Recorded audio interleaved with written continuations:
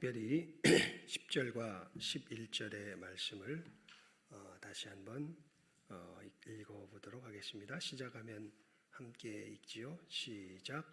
정말로 너희가 주 안에서와 그 힘의 능력으로 강건하여지고 마귀의 괴계를 능히 대적하기 위하여 하나님의 전신갑주를 입으라. 아멘. 여러분, 우리가 에베소서의 전체적인 말씀이 하나님께서 우리들 가운데 이루신 그 구원의 영광스러운 모습에 대하여서 앞에 부분에서 잘 이야기를 해주고 있고, 그 구원이 우리들 가운데 주는 그 삶의 구체적인 모습에 대하여서 굉장히 체계적으로 4장 17절부터 시작해서 6장 9절까지의 말씀 속에서 우리들에게 이야기해 주고 있다라는 것을 우리 첫 시간에 살폈지요. 그러면서 이 실질적인 이 삶의 모습, 보통 이 삶의 모습으로 사도 바울의 권고가 보통은 끝나게 되는데, 이 에베소서에서는 특별히 10절부터 20절까지의 말씀을 통하여서 한 부분을 굉장히 강조하고 있는 것을 볼 수 있습니다. 그것이 이제 종말로라는 말로 시작하죠. 그러면서 여러분, 우리의 삶이 곧 이것임을 사도가 강조하여서 우리들에게 특별히 에베소서를 통해서 알려주고 있는데, 우리의 이 생명을 살아가는, 예수님께서 주신 이 생명의 삶을 살아가는 이 삶, 성도로서의 삶을 살아가는 삶, 즉 한마디로 말하면 하나님을 사랑하며 내 이웃을 사랑하며 살아가는 이 삶이 곧 뭐다? 영적인 전쟁이다라는 것이죠. 영적인 전쟁이다. 이 영적인 전쟁, 이 전쟁이 어디에서 일어나고 있다? 우리들 속에서 보게 되면 두 번째 날 했던 건데, 우리 마음에서 일어나고 있다. 마음과 생각 속에서 이 영적인 전쟁이 일어나고 있다. 이게 무슨 얘기냐면, 여러분, 우리가 생각하면서 마음 먹고 살아가는 것이 이게 그냥 내 스스로 마음 먹고 살아가는 그러한 단순한 문제가 아니라는 겁니다. 우리가 생각하고 마음 먹고 살아가는 것은 사실은 보이지 않는 곳에서 이 새 존재 속에서의 어떤 전쟁과 같은 양상이 벌어집니다. 특별히 하나님과, 그 다음에 우리가 늘 실제로 잊어버리기 쉬운데 누가 있을까요? 그 가운데 사단과, 그 다음에 우리가 있죠.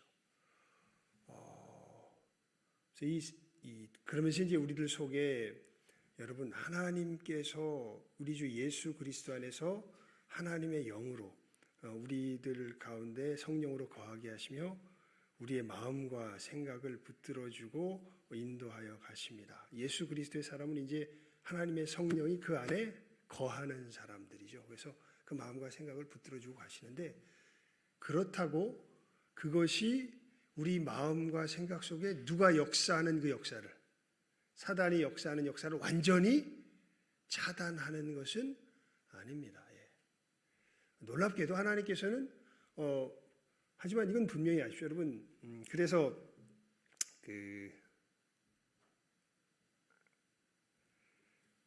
우리 요한복음 6장을 한번 펴볼까요?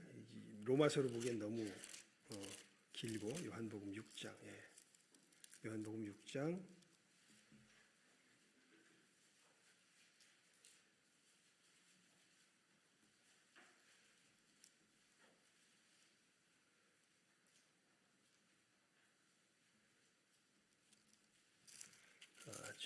6장이 아니었네. 10장이었던 것 같습니다. 10장.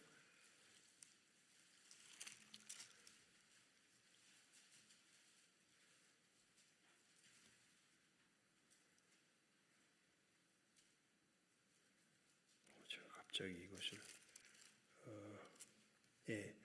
요한복음 6장 10장 28절과 29절 말씀.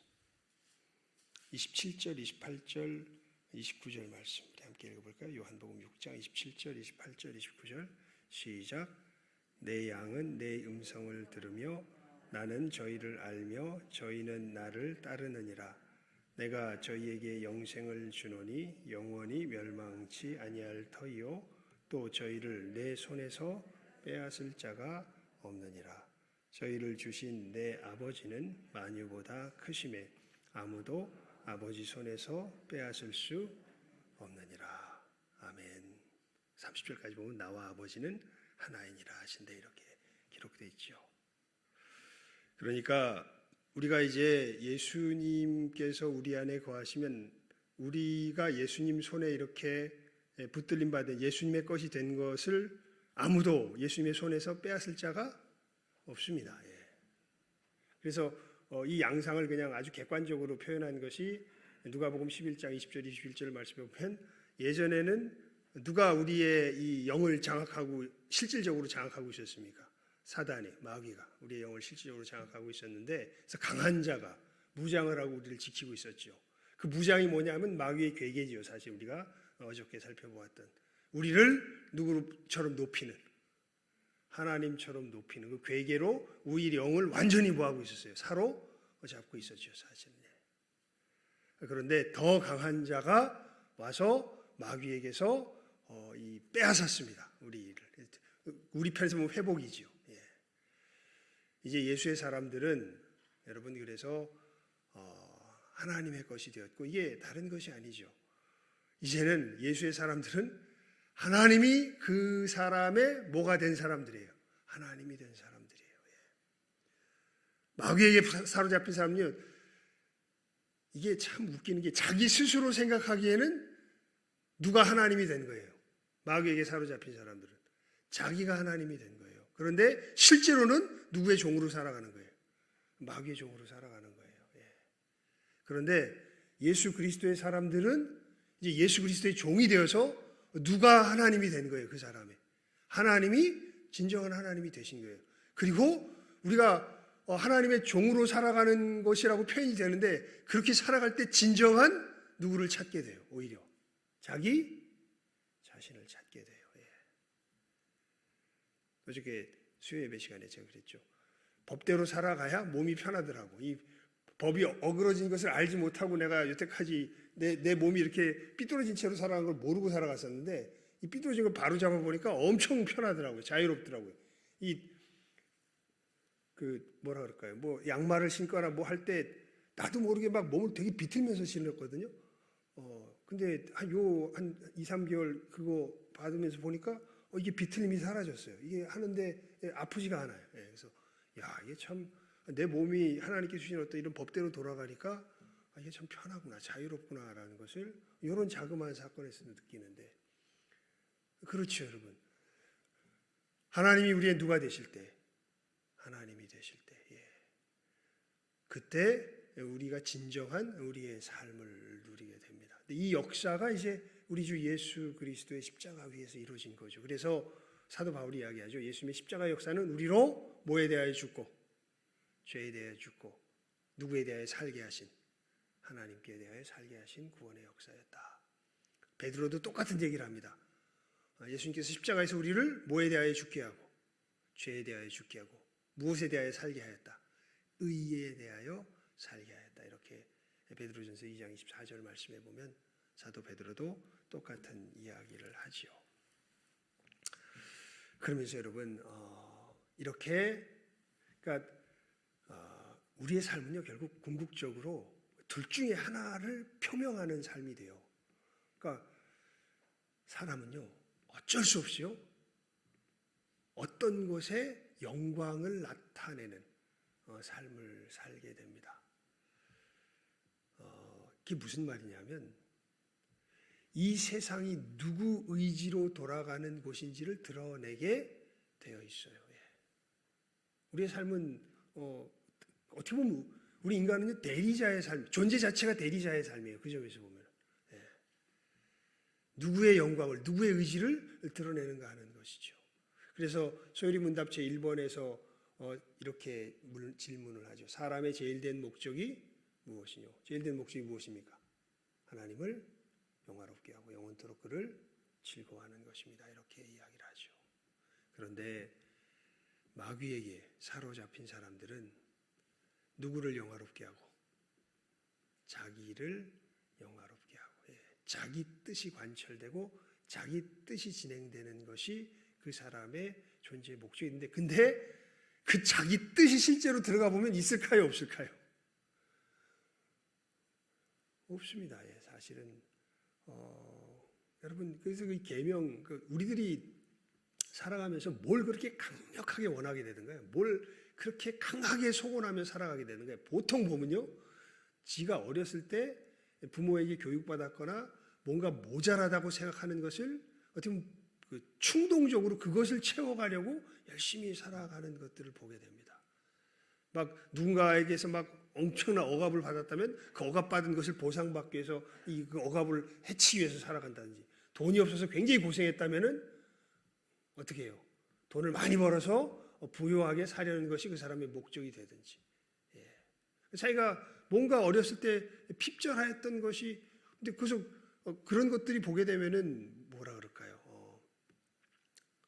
무엇인가 내 안에서 고유하게 품어져 나온 것이라기보다는 그냥 주어지는 것들이죠. 내 육신이 갈망을 하든지, 어떤 여러 사회 속에서 사람들이 뭐가 좋은 것이다라고 하는 것을 계속 교육받아 가지고 그것이 그냥 내 삶의 어떤 목적이 되든지, 그러면서 사람들 사이에서 결국에는 그 깊은 데 들어가면 결국엔 무엇 때문에 살아가려고 그러냐면 자기 잘난 맛에 살아가고 싶은 게 사실은 우리들의 이 어떤 굉장히 궁극적인 어떤 그러한 모습들이 되는 것을 보게 됩니다. 근데 그런 것을 목적이라는 것이 내 안에서 밝혀지면 되게 부끄럽죠. 훨씬 더 나는 고귀한 목적을 위해서 존재하는 것 같은데 그런 것에 매여져 있다는 것이 나타나면 솔직히 좀 부끄럽습니다. 근데 그 진짜 궁극적인 목적이 무엇인지에 대해서는 사실은 모르진 않는데 알기를 죽기보다 싫어하죠. 왜냐하면 마귀로 말미암아 강력하게 우리가 억압받고 있고 붙들림 받아 있어서 그렇습니다. 사망으로 권세를 잡은 자, 이렇게 히브리서 말씀에 보면 마귀를 표현했던 걸 우리가 어저께 볼 수 있었죠.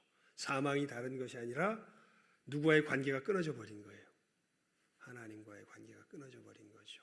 그래서 하나님 거역하는 것이 자기 삶의 목적. 그러니까 내 스스로를 가장 높일 수 있는 방법이 뭐라고 마귀가 늘 우리들 속에서 강력하게 주박을 걸었냐면, 저주를 걸었냐면, 어떻게 보면 그 정신 속에서 살아가냐면, 여러분, 이 세상이 누구의 뜻대로 돌아갑니까? 하나님의 뜻대로 돌아갑니다. 그래서 아마 나를 가장 높일 수 있는 것이, 하나님보다 더 높일 수 있는 것은 하나님의 뜻대로 돌아가는 세상을 뭐 하는 것이? 거역하고 거절하는 것이 어떻게 보면 나를 하나님보다 더 높이는 길로서, 그 길을 걸어간 자가 누구예요? 마귀였고, 그 길을 또한 누가 걸어가게 해요? 우리들로 걸어가게 하는 것을 볼 수가 있죠. 그래서 결국 들어가 보면요, 우리의 전쟁은 마음의 전쟁이고 생각의 전쟁이고, 이 전쟁터가 우리 마음 속에서 벌어지는 것을 보게 됩니다. 그래서 이 영적 전쟁을 가장 단순하게 표현한 것이 야고보서 4장 7절에 기록됐다고 했죠. 거기 보면 이렇게 그냥 야고보가 굉장히 단순한 말로 표현해놨어요. 하나님을 뭐해라? 순복해라. 마귀를 뭐해라? 대적해라. 굉장히 단순하게 표현해놨어요. 하나님을 뭐하는 것이? 순복하는 것이 누구를 대적하는 거다? 마귀를 대적하는 거다. 이렇게 간단하게 그렇게 표현해놨죠. 이것이 이 우리들의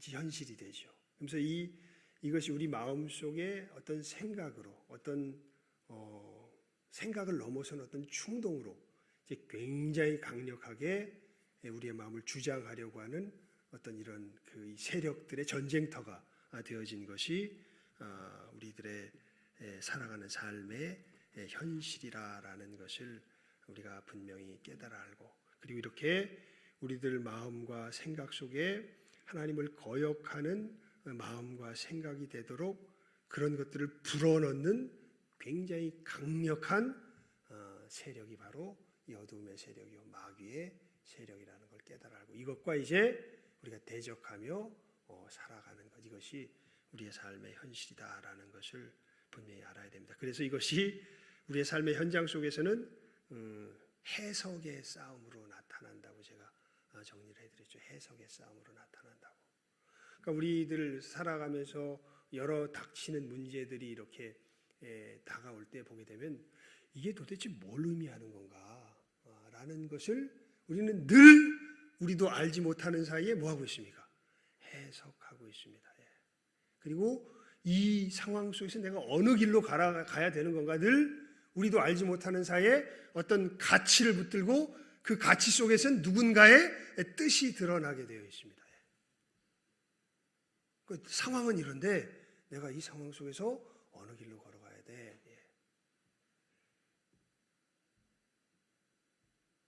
뭐 예를 들면 우리 교회 전체적인 것을 보게 되면 이제 또 앞으로 우리 이 엘리베이터도 놔야 되고 사실은 뭡니까 우리 교회 이 여러 가지 것들도 좀 보수해야 되고 이런 이제 문제들이 우리 속에서 닥치죠. 이런 것들이 지금 우리에게 닥치는 현실이에요. 엘리베이터 놓는 것 같은 경우에는 굉장히 다급한 현실인 것처럼 보여져요. 우리 연세들이 이제 점점 많아지면서 사실은 우리 교회에 꼭 필요한 어떤 그게 되었는데 이러한 이제 상황들이 쭉 다가오는데 이것을 이 상황 속에서 우리가 어떻게 이 문제 이 상황 속에서 우리가 어느 길을 택하여 걸어가고 이 가운데서 이제 이 어떤 모습을 우리가 취해야 할지 이런 것들을 이제 결정하며 나아갈 때 보면 우리의 상황을 파악하는 어떤 그 상황의 파악 속에 보게 되면 누구의 해석이 있고 마귀가 우리들에게 주는 어떤 이 상황에 대한 해석이 있고 하나님께서 우리들에게 분명히 보여주시는 이런 해석들이 있는 것이죠. 이것을 우리가 보면서 분별하여 알게 되고 마귀를 뭐하고 그러니까 그 점에서는 야고보서가 제일 단순하게 표현해요. 마귀를 뭐하고 대적하고 누구를 순복하는 것이 하나님을 순복하는 것이 우리들의 걸어가는 그 걸음이 되는 것이죠. 그러면서 이거는 이제 이거는 어쨌든 이 상황의 이 말씀의 흐름과 상관없이 이 삶 자체가 중요하기 때문에 여러분 우리가 이러한 길을 걸어가게 될 때 우리가 이거 내가 마귀에게 속았다. 마귀에게 또 넘어갔구나라는 그때 우리의 모습과 내가 하나님의 길을 제대로 걸어가는구나라는 그때 모습을 굉장히 대조적으로 에베소서 4장 31절과 32절 말씀에 사실은 잘 나타내죠. 이거 다시 한번 읽어볼까요? 에베소서 4장 31절 32절 말씀입니다. 이 31절처럼 돼 있으면 아이고 내가 또 마귀에게 속았구나라고 알면 됩니다. 근데 32절과 같으면 내가 마귀를 쳐서 부서뜨렸구나 이겼구나라는 것을 알게 됩니다. 함께 읽어봅니다. 시작. 너희는 모든 악독과 노함과 분냄과 떠드는 것과 회방하는 것을 모든 악의와 함께 버리고 서로 인자하게 하며 불쌍히 여기며 서로 용서하기를 하나님이 그리스도 안에서 너희를 용서하심과 같이 하라. 그러니까 우리가 결국 하나님을 순복하면서 걸어가는 길을 걸어갈 때는요, 우리의 심령이 어떤 특징을 띠게 되냐면, 우리의 마음이 어떤 특징을 띠게 되냐면 4장 32절의 특징을 띠게 됩니다. 그런데 뭐 어떤 식으로 우리가 말을 하든지요, 우리가 나도 모르는 사이에 누구에게 속아서, 마귀에게 속아서, 마귀의 어떤 이런 조종 속에서 내가 길을 가게 되면 우리의 마음은 어떤 특징을 띠게 될까요? 우리의 모습은 어떤 특징을 띠게 될까요? 4장 31절의 특징을 띠게 됩니다. 그러니까 이런 것들이 이제 이 말씀 속에서 보면 우리를 평가할 수 있는 하나님께서 주신 어떤 평가의 좋은 기준들이 되는 것을 보게 되죠. 그래서 이 싸움을 이제 싸우려고 할 때에 그러니까 정말 하나님을 순복하며 마귀를 대적하는 그러니까 우리들 속에서 이 싸우는 이 싸움, 그러니까 이제는 하나님의 하나님 되심을 인정하며 살아가는 이 삶을 살아가는 거죠. 내 마음에서부터, 내 생각에서부터. 마귀가 우리들 속에서 그런데 강력하게 역사합니다. 그것을 살아가지 못하도록 너 자신을 위해서 살라고, 네 자신의 뜻을 관철시키라고 우리를 강력하게 설득해 내려고 하죠. 여러분, 그때 이제 오늘 우리가 아주 중요하게 살펴야 될 부분이 여기서 나오는데, 이때 내가 하나님을 순복하며 마귀를 대적하기 위해서 싸우는 이 싸움을 하는 그 주체는 누가 될까요? 이거 아주 중요합니다.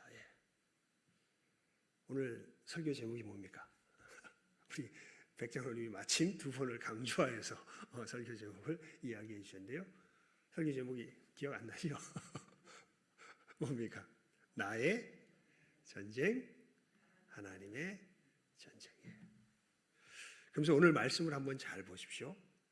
정말로 너희가 주 안에서와 그 힘의 능력으로 강건하여지고 마귀의 괴계를 능히 대적하기 위하여 하나님의 전신 갑주를 입어라. 이 10절과 11절 말씀에서 제가 우리 처음 시작하면서 이걸 다시 한번 읽어보자 그랬잖아요. 이 말씀을 보면요, 이 강건하여지고라고 우리 말로 번역된 이 말이 엔디나무스테라는 헬라 말인데요.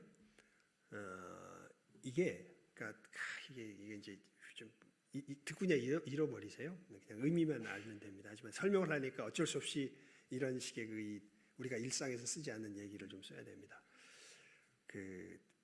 우리가 말을 할 때는요, 특히 이제 말에는 이름시, 어떤 그런 대상을 지칭하는 이름을 나타내는 말이 있고, 동작을 지칭하는 이 동사라고 하는, 명사와 동사라고 하는 이런 것들이 이제 구분이 됩니다.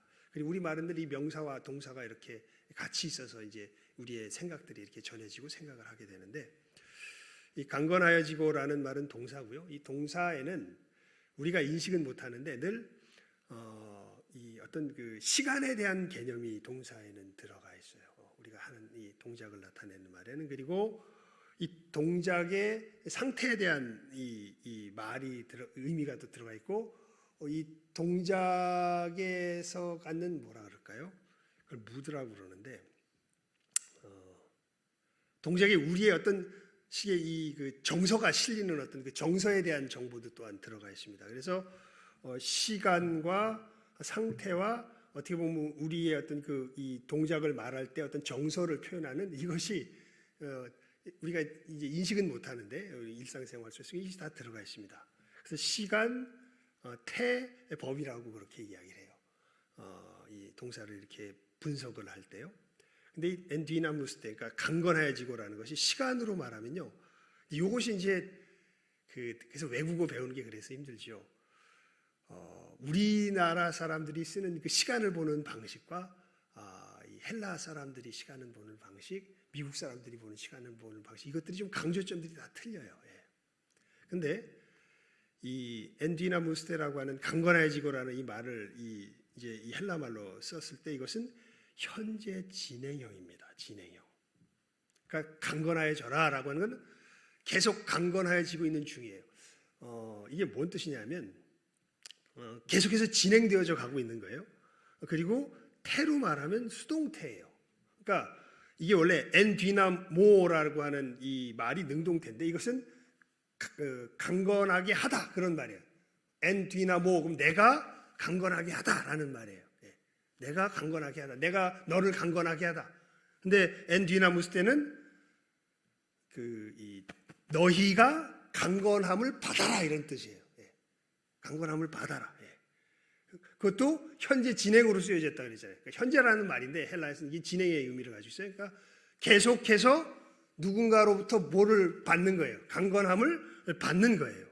그것도 명령으로 이야기했어요. 그냥 내가 강건함을 받았다, 받고 있는 중이다라고 사실을 서술하는 것이 아니라 너희들 누군가가 우리를 강건하게 하겠습니까? 누가 강건하게 하겠습니까? 우리를.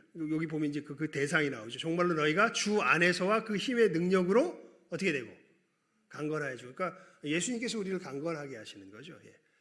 그러니까 예수님으로부터 우리가 강건하게 되도록 그 강건함을 받아야 되는데 지금도 계속해서 받고 있어야 되는 거예요. 예. 예. 그것을 명령으로 지금 사도 바울이 이야기하고 있는 것이 이 10절의 말입니다. 그러니까 여기서 보면 우리가 강건해지게 하는 그 주체는 누가 돼 있어요? 예수님이 돼 있어요. 예. 그런데 11절 말씀, 마귀의 계계를 능히 대적하기 위하여 하나님의 전신갑주를 뭐해라? 입어라. 예. 이거는 중간태라고 하는 아주 이 몹쓸 태가 있는데 이건 우리나라 말에는 없어요. 중간태라고 하는 말은. 능동태, 우리는 수동태, 이 둘로 나눠져 있는데 헬라 말에는 중간태라고 하는 아주 교묘한 어떤 이것이 있다. 근데 그 능동태로 생각하면 돼요. 뭐 간단하게 말하면 뭐냐면 이 내가 하는 거예요. 즉 하나님의 전신갑주를 입는 것은 이것은 이걸 또 어떻게 설명해야 될까요? 현재 진행이 아니라 이건 부정과거라고 하는 건데요. 그냥 단회적인 사건이에요. 그냥 입어라라고 이렇게 그냥 명령형으로 이것도 똑같이 쓰여져 있는데, 근데 시제로 말하면 부정과거고 중간태고 명령형으로 쓰여져 있습니다. 그리고 이것은 그래서 중간태로 쓰여져 있기 때문에 이건 누가 입는 거예요? 하나님의 전신갑주를 입는 것. 내가 입는 거예요. 그래서 말씀을 보면 능력으로 강건해진 거 누가 나를 능력으로 강건하게 하시는 건데? 예수님께서 나를 능력으로 강건하게 하시는 건데 그렇게 되려고 우리가 하나님의 전신갑주를 입어야 되는 건 또 누가 입으래? 그 내가 입으래, 내가. 예. 왜 이 복잡한 이야기를 하냐면요. 사실은 우리가 영적 전쟁을 할 때 이 양상 자체가 그렇게 단순하지가 않기 때문에 그래요. 최대한 단순하게 표현한 게 오늘 설교 제목이에요. 여러분, 우리가 이렇게 마귀를 대적하고 하나님을 순복하기 위해서, 그러니까 이제 이 부분이 이제 교단의 차이에서도 드러나요. 여러분, 그렇게 하기 위해서 우리가 무엇에 초점을 맞춰야 될까요? 주님을 의지해야지. 내가 해서는 안 되지. 주님께 도움을 받아야지. 주님이 하시지. 이것을 강조하는 교단은 우리 장로교단이에요. 그러니까 쉽게 말하면 강건하여져야지, 강건함을 받아야지라는 쪽을 강조하는 교단이 우리 교단이에요. 근데 네가 입어야지 라는 것을 강조하는 교단은 어딜까요? 대표적으로 허가감리교단이에요. 순복음교회나 이런 곳이 이 후자 쪽을 강조하여서 이야기합니다. 그러니까 여러분, 우리가 어떻게 마귀와의 이 영적인 우리의 그 생각을 이 사로잡으려는 마귀와의 전쟁을 감당해 나아갈까요? 여러분, 두 차원이 다 있습니다. 이것을 우리가 깨달아 알아야 되겠기에 이 설교 제목을 이렇게 단 거예요. 우리의 영적 전쟁은 누구의 전쟁이기도 하면서, 누구의 전쟁이기도 하면서, 이게 굉장히 중요해요. 나의 전쟁이기도 하면서 동시에 누구의 전쟁이 돼요? 하나님의 전쟁이 됩니다. 예. 둘 다 알아야 돼요. 예. 둘 다. 누구의 전쟁이기도 하면서 나의 전쟁이기도 하면서, 누구의 전쟁이기도 하다? 하나님의 전쟁이기도 하다. 현실로 어떻게 벌어지냐면요. 뭐 예를 들면 우리 5장 22절 한번 읽어볼까요? 시작하면 읽습니다. 5장 22절. 예. 시작하면 읽습니다. 시작. 아내들이여 자기 남편에게 복종하기를 주께 하듯 하라. 네, 거기까지 그냥. 이게 하나님의 뭐예요? 말씀이에요. 이 말씀을 순복하는 것이 누구를 순복하는 거예요? 하나님을 순복하는 거예요. 근데 이 말씀 순복하니까 여러분, 아내들이요, 이 말씀을 순복하고자 하는 마음이 드십니까? 예?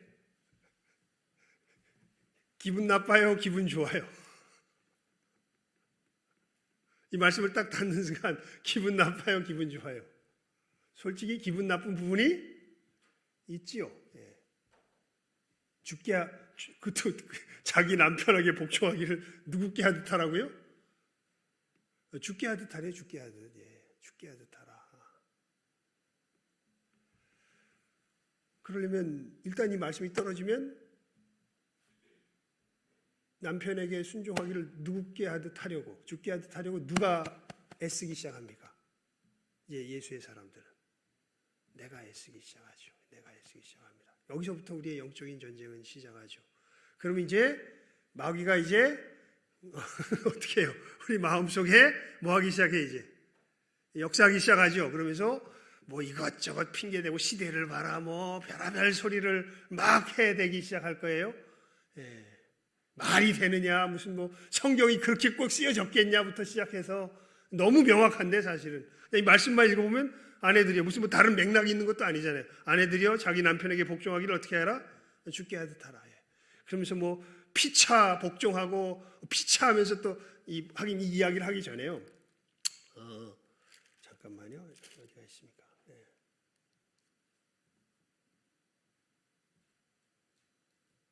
거기 잠깐 못 찾네. 21절. 예. 21절 한번 읽어볼까요? 21절 시작. 그리스도를 경외함으로 피차 복종하라. 예. 이 말씀을 가지고서 이제 피차 복종하라 그랬다 뭐 이렇게 얘기하면서 뭐 하는데, 이 피차 복종하라고 얘기하는 이 복종은 서로에게 복종하라는 뜻이 아니라 누구의 말씀을 따르라는 뜻이에요. 자기 위치에서 하나님의 말씀을 따르라는 것이거든요. 서로가 서로에게 주인이 되라는 뜻이 아니지요. 예. 우리의 주인은 오직 누구세요? 우리의 주인은 누굽니까? 하나님이죠. 사람이 아니라. 예. 그러니까 피차 복종하는 건 하나님께서 주신 그 말씀을 따라 피차 복종하는 것이고, 여러분 아내들은 이렇게 영위하면 남편들은 더 죽습니다. 남편들은 25절 읽어볼까요? 시작. 남편들아 아내 사랑하기를 그리스도께서 교회를 사랑하시고 위하여 자심을 주심같이 하라. 남편들이 조금 전에 신났죠. 아내들이요 복종하기를 주께 복종하듯 하라. 그러고 야 이거 뭐 신나네. 그런데 주님께서 뭐라 그러십니까? 남편들에게는 아내 사랑하기를 그리스도께서 교회를 위하여 교회를 사랑하시고 위하여 자심을 뭐 하심같이 주심같이 하라. 남편들이요 아내 사랑하기를 이렇게 하십니까? 솔직히 만약에 남편이 진짜 이런 남편이라면 아내들이요 22절 말씀을 부담스럽게 여기겠습니까? 기꺼이 따르겠습니까? 예, 사실 그건 잠깐 딴 얘기를 하면 심리학적인 우리들의 발견을 잠깐 이야기를 하면 뭐 모든 사람이 빠짐없이 그런 건 아니지만 여성성의 특징이 뭐가 있냐면 여자들이 주로 심리적으로 이럴 때 자기 존재의 가치를 느낀다 그래요. 존재의 의미를, 자기가 존재하는 의미를 뭐냐면 누군가에게 사랑받고 있다는 거예요. 누군가에게 사랑받고 있다는 거예요. 누군가에게 받아들여지고 있다는 거예요. 그러니까 누군가 나를 정말 사랑해 라는 것을 이 여자가 확신하면 이 여자는 자기 뭐를 느끼냐면 존재의 가치를 느낀다는 거예요. 난 정말 누군가에게 사랑받고 있어. 사람이 남자들이 이 둘 다 필요한데 남자건 여자건 이건 둘 다 필요합니다. 근데 이건 뭐 여자만 필요하고 남자만 필요하고 이런 건 아니에요. 근데 둘 다 필요한 그 둘 중에 하나가 뭐냐면 하나는 내 스스로 내가 가치 있다고 여기는 거예요. 근데 남자들은 언제 주로 자기 자신이 가치 있다고 여기냐면 내가 존재할 이유가 있다고 하면 내가 스스로 남들이 아무리 뭐라 그래도 아니야 난 가치 있어. 내 스스로 내 가치를 확인하면 남자들은 자기의 존재의 의미를 자살 안 하는 거예요. 그냥 살아갈 만해요. 남들이 뭐 니들이 그래봐라. 나는 이런 대로 가치가 있어. 이런 생각을 심리적으로 가지면 남자들은 살아갈 수 있어요. 근데 여자들은 아니에요. 그래서 여자들 이야기하는 틀과 남자들 이야기하는 틀이 좀 다르죠. 여자들 보면은 이야기할 때 보면 계속 서로에 대해서 뭔가 공격하는 듯한 인상을 주는 걸 엄청 꺼려해요. 사실을 엄청 공격하면서도 내가 보면은 아닌 척 계속 이렇게 서로 이렇게 뭐랄까 서로를 꾸며대고 이렇게 뭔가 그렇게 하죠. 왜냐하면 그 기본적인 어떻게 보면 하나님께 주신 어떤 뭐라 그럴까요? 기본 정서 상태가 그런 뭐 기본 세팅이 좀 달라요. 그래서 이건 여자들은 정말 그 사랑받는 것이 그래서 중요합니다. 제가 참 그래서 정직히 고백하는 건 저는 정말 좋은 남편은 아닌 게 확실해요. 예, 그런 것들 제가 보면은 자상한 여자들한테는요 가만히 보면은 사내다운 남자 무뚝뚝한 남자보다는 자상한 남편이 나중에 결혼하고 나서는 훨씬 더 좋은 것 같더라고요. 왜냐하면 그것을 자기 정서에 잘 맞으니까요. 예. 특히 또 그 경상도 사람들이 주로 세 마디 하고 끝낸다면서요. 예. 예. 뭐 밥 먹자, 뭐 자자, 이거 세 마디면 끝낸다면서 그러면 이제 되게 힘든 거죠, 사실은. 예. 자, 딴 얘기로 잠깐 들어갔습니다. 다시 돌아옵시다, 우리 말씀으로. 이렇게 하나님의 말씀을 우리가 순복하려고 할 때 누가 먼저 애쓰기 시작해요? 이 전쟁 누가 해야 돼요? 누가 먼저 해야 돼요? 내가 하는 거예요, 진실하게. 자, 그러면 여러분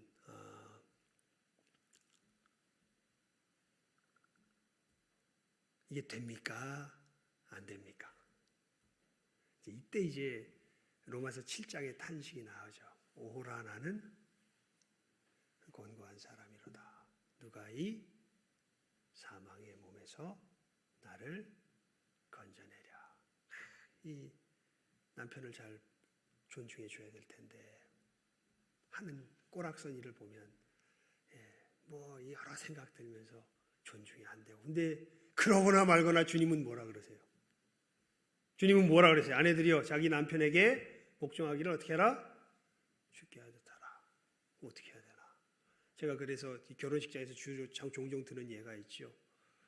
부산에서 목회할 때 그 한 가정이었는데 남편이 조폭 중간 보스였습니다. 보통 조직폭력하는 사람이 도박이나 이런 데 중독이 자주 되나 봐요. 도박에 중독이 돼가지고 자기 집안 가산을 다 탕진했는데 이 여자분은 그리스도인이었죠. 그러면서 남편이 또 돈 다 잃고 이제 집으로 터덜터덜 돌아오는데 그 앞에다 대고 돈을 딱 어마어마한 돈을 주죠. 그러면서 남자가 칼을 들었으면 무라도 잘라야 된다고. 내가 이거 전세 마지막 우리 집 남은 전세집 돈 내가 월세로 바꾸고 전세자금 뽑아온 거라고. 가서 확실하게 정리하고 오라고. 나는 늘 당신과 함께 하겠다고. 전세자금을 딱 내놓으니까 그때 남편이 정신이 번쩍 들더랍니다. 야, 이거 내가 망하면 내 아내도 우리 집안이 망하는 거구나. 그때부터 도박 끊고 그때부터 교회 나오기 시작하고 주님을 만나면서 조직 생활을 청산하고 그래서 신방 가서 제가 어떻게 알았겠어요? 신방 가서 이야기하는데 그 이야기를 해주니까 알았지. 그렇게 돌아온 사람들이 있습니다. 그러니까 근데 그 순간에 남편을 복종하는 것 이거 쉽겠습니까? 어렵겠습니까? 안 되죠. 오호라 나는 곤고한 사람이로다. 누가 이 사망의 몸에서 나를 건져내라. 그때 그 씨름을 하게 될 때 우리들은 우리 영혼 속에서 누구를 실제로 만나게 될까요? 주님을 만나게 됩니다. 그래서 우리 6장 10절 다시 한번 읽어봅니다. 시작. 정말로 너희가 주 안에서와 그 힘의 능력으로 강건해지고. 하나님, 제가 이 하나님의 말씀을 따라 걸어가야 되겠는데 하나님 정말 안 됩니다. 그러니까 해보면 알아요. 그러니까 이게 참 역설적이에요. 그래서 내 전쟁을 하나님의 말씀을 따라 살아가는 이 전쟁을 내가 스스로 해본 사람만이 이게 누구 힘으로 안 되고 내 힘으로 안 되고 누구 힘을 입어야 주님의 능력을 힘입어야 내가 가능하다는 걸 누구만 알아요. 실제로 해본 사람만 알아요. 해보지 않은 사람 몰라요. 그러니까 주를 의지해라 라는 얘기는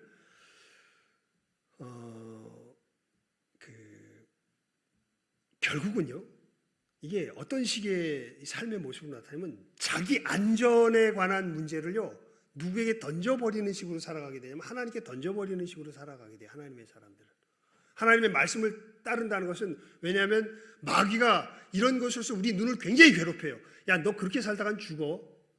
너 그렇게 살면 손해보고 너 그렇게 살면 삶 자체가 무너지게 돼. 네 오른뺨을 치는 자에게 예수님 뭐라 그러세요? 왼뺨을 돌려대고 언제까지 돌려댈래? 죽을 때까지 돌려대라? 그러다 죽지? 이게 누가 주는 생각이에요? 마귀가 주는 생각이죠.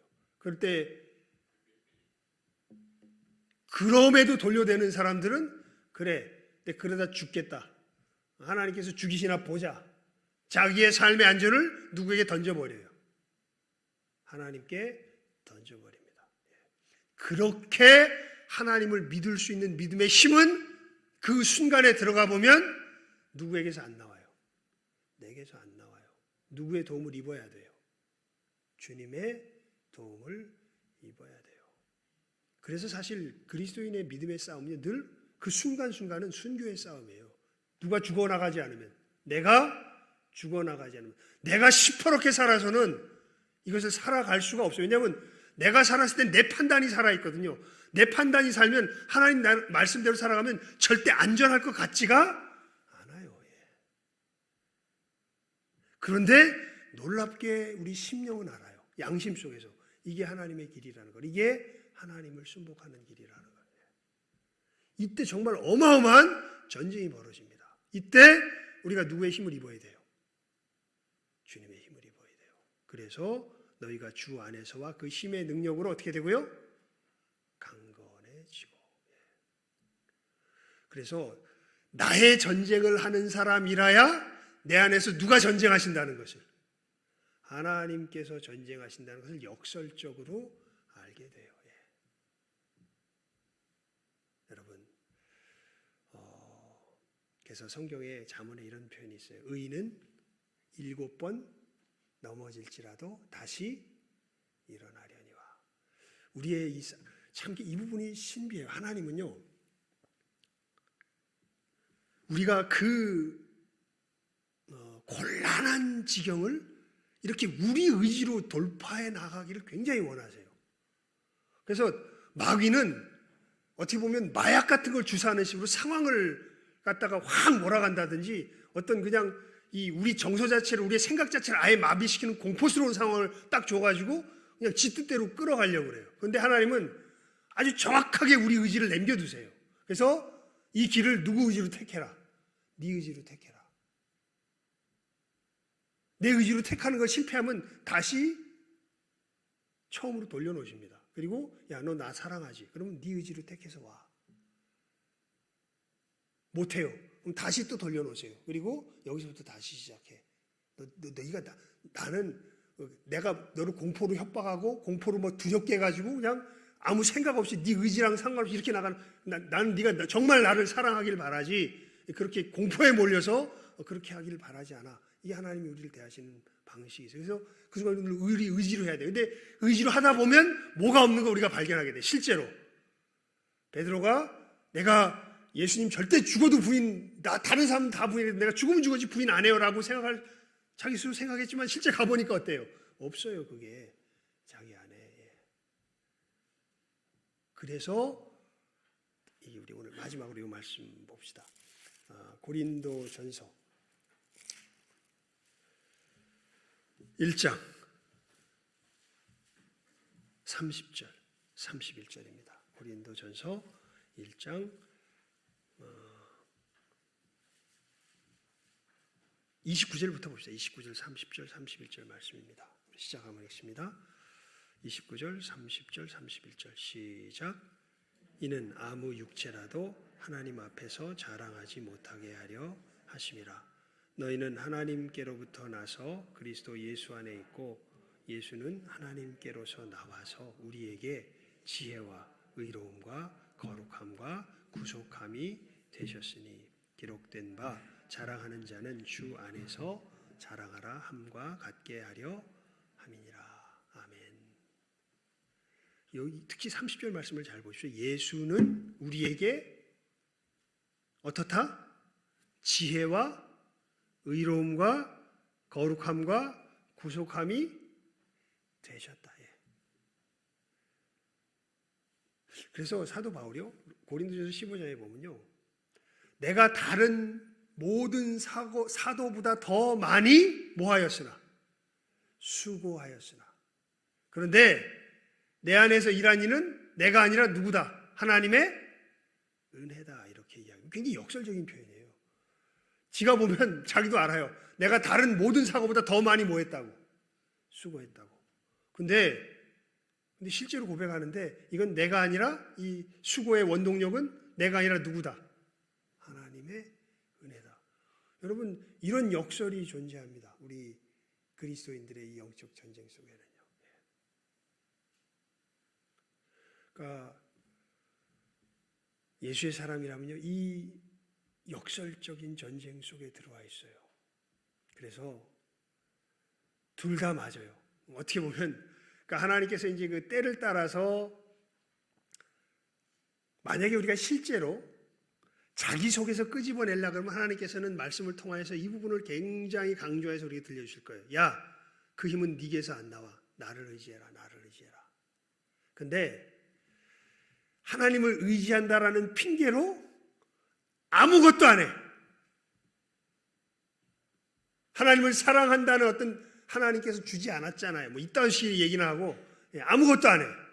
그러면 이건 누가 해야 된다? 네가 해야 된다. 네가 해야 된다라는 말씀을 하나님께서 또 동시에 우리들에게 알려주십니다. 여러분 이 영적인 전쟁 마귀가 우리에게 던져놓는 이 수많은 것들 이것을 이제 싸우기 위해서는 그래서 우리에게 필요한 게 뭐냐면 그래서 이 말씀이 그렇게 해서 이제 성립이 되는 거죠. 실제로 우리가 주님의 능력을 힘입기 위해서는 우리가 뭐를 갖추어 놔야 돼요. 하나님의 전신 갑주를 갖추어 놔야 돼요. 그래서 그건 누가 입어라 그랬던 거예요. 그래서 제가 이렇게 좀 복잡하게 설명한 건데 전신 갑주를 입는 건 누가 입어야 돼요? 내가 입어야 돼요. 그렇게 입으려고 애를 쓰다 보면 누구의 능력을 힘입어서? 주님의 능력을 힘입어서 우리가 이 영적인 전쟁을 순간순간 승리하며 나아가게 되는 것이죠. 전신갑주를 입는다는 게 다른 거 아니에요. 보면 진리의 허리띠, 의의 흉배, 구원의 투구, 믿음의 방패, 말씀의 뭐예요? 검 이렇게 되어 있죠. 사실은 이거 다 우리가 신앙생활에서 열심히 하라고 이야기하는 우리들의 어떤 삶의 모습들을 간단하게 요약해서 이야기합니다. 우리가 애를 써서 이것을 갖추기 위해서 애를 써야 돼요. 그러다 보면 오히려 역설적으로 알게 돼요. 아, 이것을 내 안에서 이루어 가시는 이가 누가 아니라 누구구나. 내가 아니라 누구구나. 하나님이시구나라는 것을 알게 되는 것이. 누구의 고백과도 같이 사도 바울의 고백과도 같이 내가 다른 모든 사고보다 더 많이 뭐하였으나 수고하였으나 이 내 안에서 이루신 이는 누가 아니라 누구다. 내가 아니라 하나님의 은혜다라고 이야기했던 것처럼요. 여러분 일단 거기서부터 시작됩니다. 그래서 너무 감사한 것 같아. 우리 거의 제가 볼 때 이 새벽의 시간에 오시는 분들의 모습이 변화가 별로 없습니다. 무슨 얘기냐면 꾸준히 지켜간다는 뜻이에요. 여러분 이 싸움을 잘 싸워나가시기 바랍니다. 그래서 제가 아주 현실적으로 우리 성도들에게 굉장히 강조하는 게 있죠. 여러분 결국 우리들의 이 싸움이 영적인 전쟁이 승리의 길을 걸어가느냐 패배의 길을 걸어가느냐요. 아주 현실적으로는요. 우리가 은혜의 자리를 지키느냐 지키지 못하느냐에 따라서 결정됩니다. 그래서 제가 이렇게 이제 목회를 하면서 여러분들을 믿음으로 돌보면서 제일 염려스러울 때가 언제냐면 딱 보면 알아요. 어떤 사람, 그러니까 이 은혜의 자리에 그 사람에게 주신 은혜의 자리가 있어요. 어떤 사람은 신앙이 약하면은 초보자일수록 조금 나와요. 교회에 이 주일 예배만 된다든지 이 된다든지 이렇게 딱 정해져 있어요. 사실은 모든 때가 그리고 신앙이 크면 클수록 거의 모든 집회에 다 참석하게 돼요. 자기의 자리가 은혜의 자리가 있어요. 사실은 하나님께 주시는. 그래서 그것을 잘 지키는 사람을 보면 마음에 안심이 돼요. 저 사람 하나님 앞에서 지금 잘 걸어가고 있구나. 근데 그 자리를 들쑥날쑥 빼먹고 특히 어떤 사람이 제일 사실은 저 사람은 아직 참 큰 변화가 필요하겠구나. 은혜의 자리가 있다는 사실을 몰라요. 그냥 지 상황 되면 나오고 안 되면 안 나오고 이런 사람들 보면 아이고 저 사람은 아직 하나님의 앞에서 믿음의 길을 걸어간다는 게 뭔지 제대로 모르고 있구나라는 생각이 듭니다. 그건 정말 계기가 있어야 돼요. 얘기한다고 알아먹질 못해요. 근데 알아먹은 사람들이 있어요. 근데 알아먹고서 거기서 안 나와. 그러면 이제 제가 불안해지기 시작합니다. 야, 저 사람 저거. 그러면 하나님께 오래되면 어떻게 될까요? 한데 하나님께 어떻게 될까요? 얻어 맞습니다. 예.